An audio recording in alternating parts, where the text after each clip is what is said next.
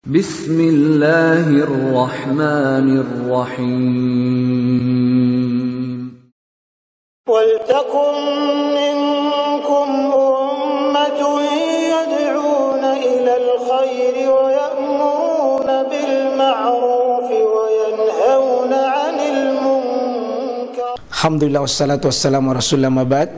Allah berfirman, wajahidu bi amwalikum wa anfusikum. Berjuanglah kalian, berjihadlah kalian melalui hartamu dan dirimu. Hampir semua ayat-ayat berjuangan dan pengorbanan itu dimulai dengan bi amwalikum, harta kalian, harta kalian. Saya mengajak secara praktis dan kami sudah buktikan. 1.000 rupiah itu bisa luar biasa dahsyat. Bisa beli mobil, bisa buat kuburan, ya, bisa membangun masjid. Uang 1.000. Mari kita satukan uang 1.000 kita.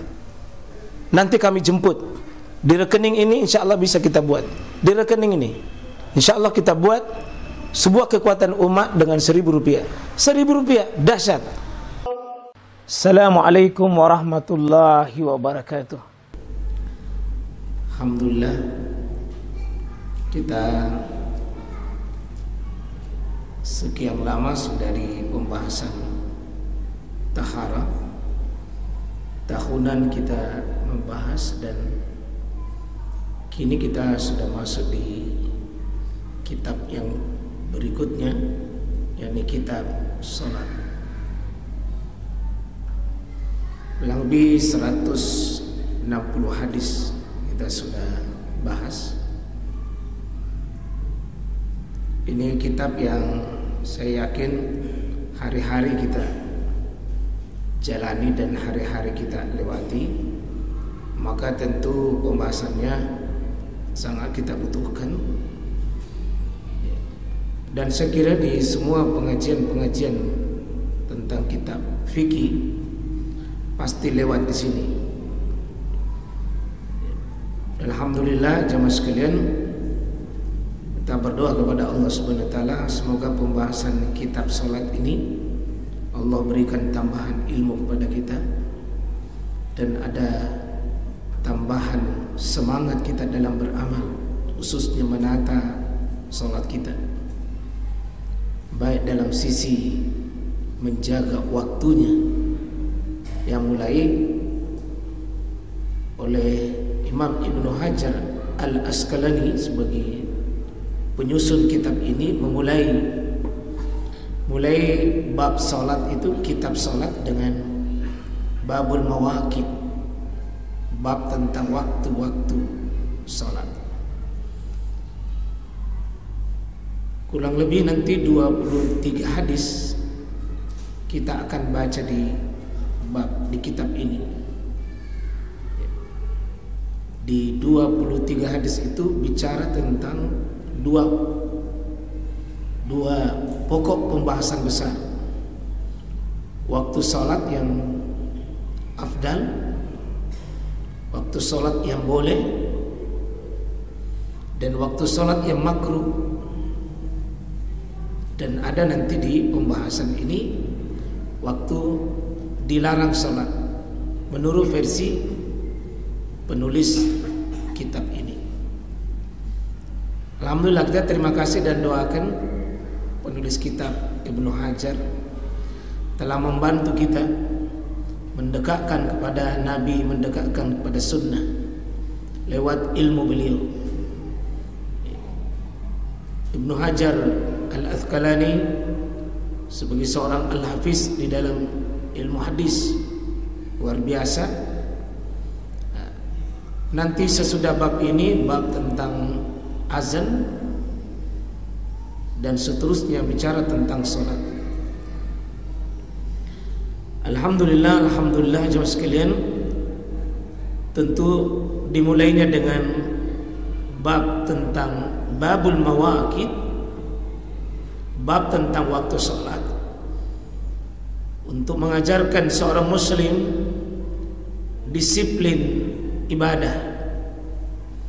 5 kali sehari semalam kita diajari waktu-waktu yang tertib supaya waktu-waktu yang lainnya dipengaruhi dengan waktu sholat kita. Itu pesan yang saya lihat dimulai pembahasan tentang waktu-waktu sholat, supaya seorang muslim itu memiliki prototipe disiplin, terutama disiplin dalam beribadah kepada Allah. Jangan seenaknya dia sholat, jangan seenaknya dia datang kepada Allah, tapi ada waktu-waktunya. Ada waktu-waktunya. Inilah penjelasan pengantar daripada babul mawaqit, bab tentang waktu-waktu sholat. Insyaallah kita semua Pak berdoa ini. Jadi poin ini mengantarkan kita hargai waktu, terutama waktu beribadah. Siapa yang masih tercecer waktu-waktu salatnya, Pak, maka pasti berantakan kita punya hidup. Allah inginkan kita salat itu dimulai dengan disiplin tentang waktu salat. Kita mulai dengan pembahasan ini di hadis ke-163 di kitab ini. Hadis yang pertama, dan inilah induk pembahasan tentang bab mawaqit. Ini hadis yang paling jelas, paling sahih tentang hadis ini. Kita baca an Abdullah bin Amr radhiyallahu anhuma. Ini hadis dari Abdullah, bapaknya namanya Amr bin As. Kita ketahui bahwa sosok Abdullah di masa Nabi itu banyak. Salah satunya ini Abdullah bin Amr, Abdullah bin Abbas, adalah Abdullah bin Mughaffal. Banyak Abdullah, dan memang nama populer di masa Nabi itu adalah nama Abdullah itu, Pak. Abdullah bin Amr. Jadi hati-hati kalau kita menyebut Abdullah, karena banyak sekali Abdullah. Bahkan nanti ini Abdullah bin Amr, sosok yang meriwayatkan hadis pada kita cukup banyak. Dia termasuk kurang lebih hampir 1000 hadis. Kita dapat ilmu dari beliau melalui jalur Abdullah bin Amr ini hampir 1000 hadis. Dari kecil Pak beliau masuk Islam, bahkan melumbai bapaknya. Jadi beliau melumbai bapaknya masuk Islam. Bapaknya itu nanti setelah 8 tahun Nabi berdakwah di Madinah, baru masuk bapaknya. Itulah Amr bin As yang menjadi nanti pembesar di Mesir, pernah menjadi gubernur di Mesir. Bapaknya, jadi anaknya duluan masuk Islam, anaknya lebih dulu tertarik dengan hidayah, bapaknya tidak. Jadi tidak mesti itu, Pak, seorang anak ikut dengan bapaknya. Ini bapak ikut sama anaknya. Ini Abdullah bin Amr bin As. Ini satu contoh bahwa hidayah itu tidak mesti selalu bapak, anak dulu. Makanya di sini radhiyallahu anhuma, keduanya. Siapa keduanya? Abdullah itu sendiri dan Amr itu sendiri. Alhamdulillah, sosok yang sangat tekun beribadah. Bahkan Nabi pernah tegur ini Abdullah bin Amr, yang kau terlalu melampaui batas dalam ibadah puasa dan ibadah sholat tahajud. Di sahabat-sahabat itu, Pak, kokoh dalam ibadah puasa ini Abdullah bin Amr. Jadi kalau ada anak muda mau belajar ibadah tentang puasa, pelajari riwayat hidupnya Abdullah bin Amr. Salat malamnya juga Abdullah bin Amr. Bapaknya Amr bin As. Beliau menceritakan ini, Anna Nabi Allah sallallahu alaihi wasallam qol, bahwa Nabi yang berkata. Hadis ini Nabi yang langsung katakan, Nabi yang langsung bimbing. Ya, karena nanti waktu-waktu salat Pak ada dua. Ada perkataannya Nabi tentang waktu salat, dan ada nanti Jibril yang ajari Nabi tentang waktu salat. Itu langsung Nabi praktek. Itu cara Nabi mengajari kita. Satu, kaulnya, perkataannya seperti di sini. Dan mungkin sebentar di sini dia ada hadis kedua. Itu tentang, ini hadis yang kedua. Ini hadis Jabir bin Abdullah. Hadis Jabir tentang hadis Jibril yang datang. Dan bentuk praktek Nabi sallallahu alaihi wasallam dalam dua waktu sholat. Kita mulai jemaah sekalian pembahasannya. Waktu zuhri. Waktu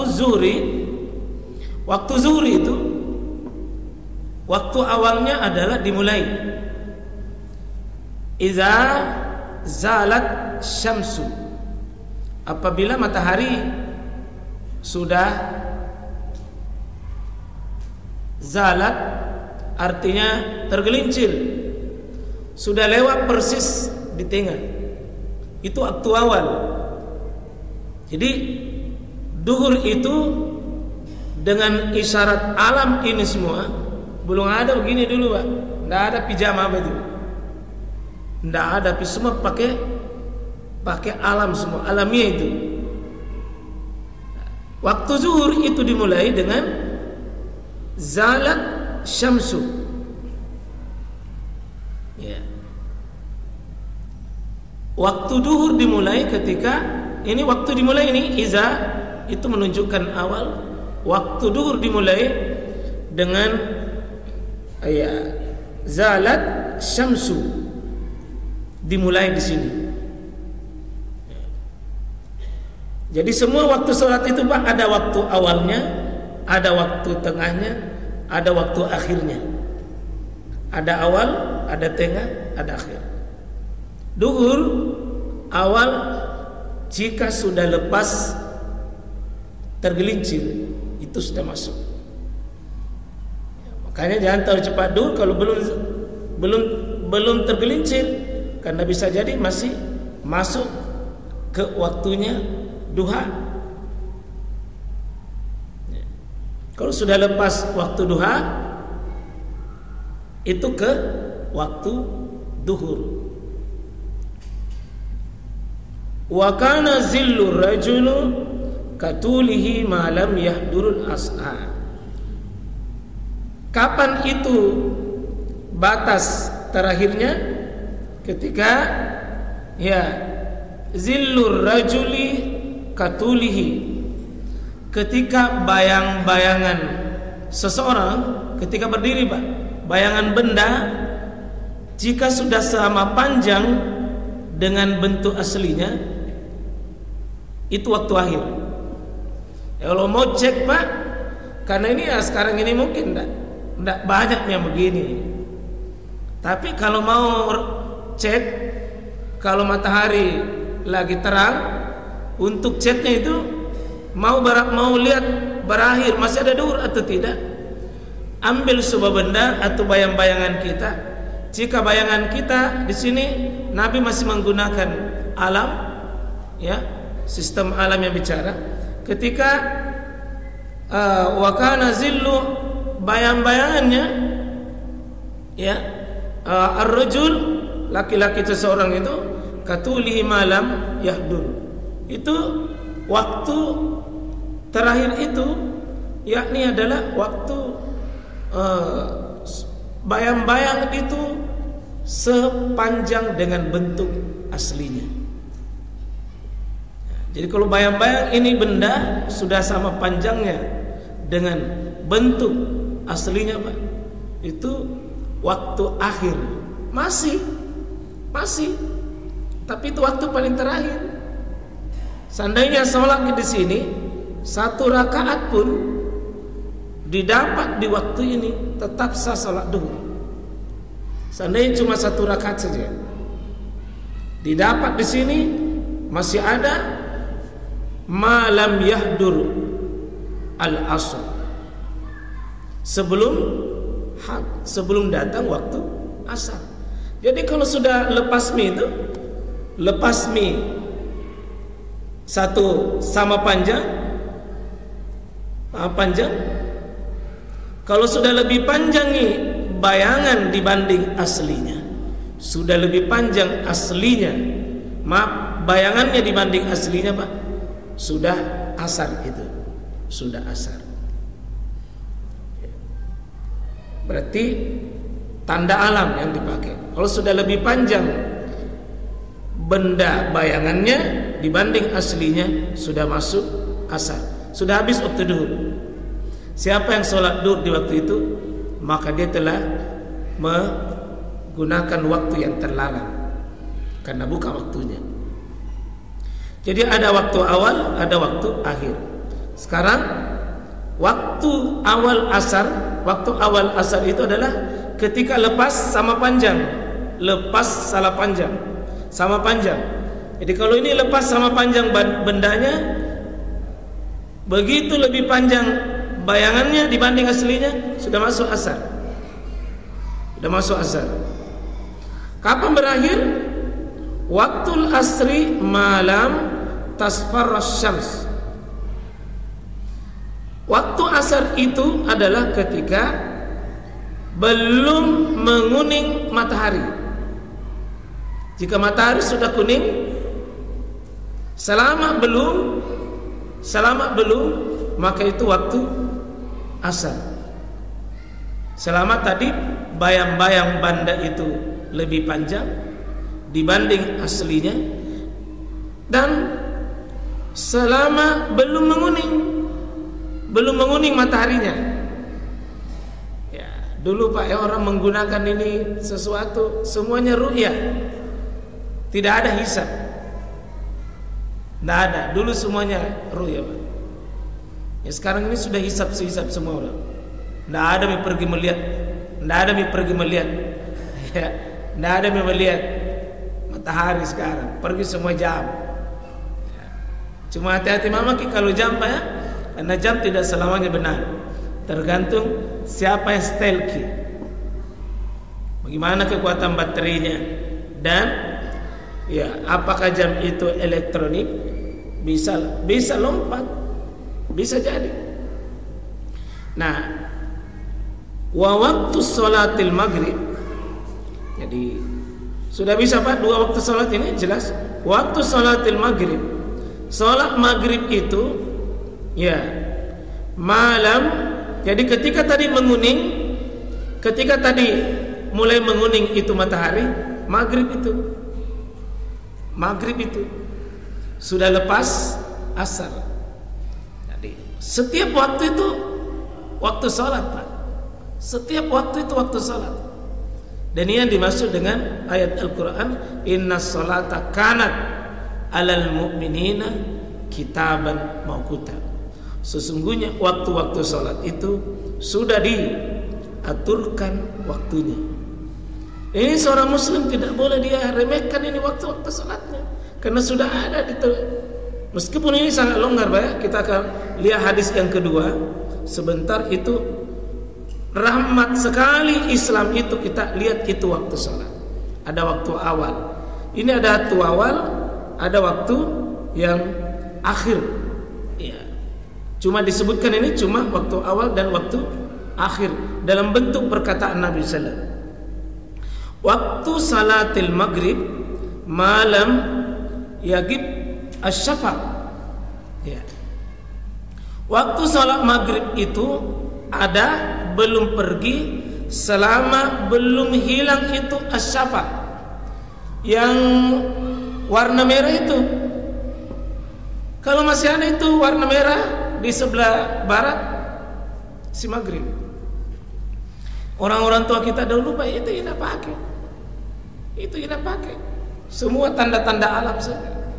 Belum ada jam di belakang itu baru kenal jam. Jadi waktu maghrib pada saat menguning dan berakhir sesudah hilang itu menguning, ya merah. Ya. Kemudian berikutnya waktu salatil isya, dan waktu salat isya itu ya adalah batasnya sampai akhir ila nisfil lail, ila nisfil lailil awsat. Waktu salat isya menurut hadis ini adalah sampai nisfil lail, tengah malam. Ya, tengah malam, nisfil lail awsat, dia tengah malam atau seperdua malam. Jadi kalau hadis ini yang ditunjuk itu Pak, seperdua malam. Berarti sekarang maghrib tadi jam berapa? Jam berapa maghrib tadi? Jam 5, jam 6 tadi Pak ya? Jam 6 lewat berapa tadi? Lewat 6, setengah dari malam ini. Berarti kira-kira begitulah sampai jam 12. Itu waktunya isya menurut hadis ini. Tapi tentu yang dimaksud di sini adalah waktu awal mulai hilangnya warna yang merah itu, kemudian berakhir kapan? Adalah nisfil lail awsat. Tapi tentu yang dimaksud di sini adalah waktu utama.